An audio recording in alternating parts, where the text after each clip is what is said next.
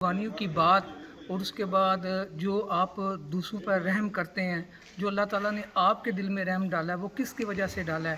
اسلام بہت بڑا مذہب ہے، اس کے اندر نبی کریم صلی اللہ علیہ وسلم نے 1400 سال پہلے ہی محبتوں کا جو منبع تھا وہ اکٹھا کر رکھا تھا۔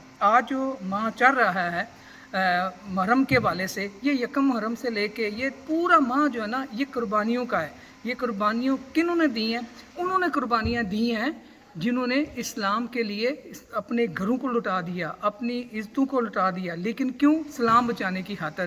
آج دن جو 10 محرم کا منایا جا رہا ہے اور حضرت امام حسین کی شہادت، حضرت علی کی تمام اولاد نے کربلا میں شہادت دی ہے، لیکن آج جو لنگر پک رہے ہیں، کھانے پک رہے ہیں، یہ ہمیں سال سال بتایا جاتا ہے کہ لوگوں کو کھانا کھلائیں، ایک دن نہیں۔ جس طرح برطانیہ کے اندر، یورپ کے اندر تمام لوگ ایک اپنے مدر ڈے کو مناتے ہیں، پھر اس کے بعد جو فادر ڈے مناتے ہیں، پھر ویلنٹائن ڈے مناتے ہیں، یہ ان کو منانے دیں، کیونکہ انہوں نے سال اپنے والدین کو، اپنے بہن بھائی کو نہیں ملنا ہوتا۔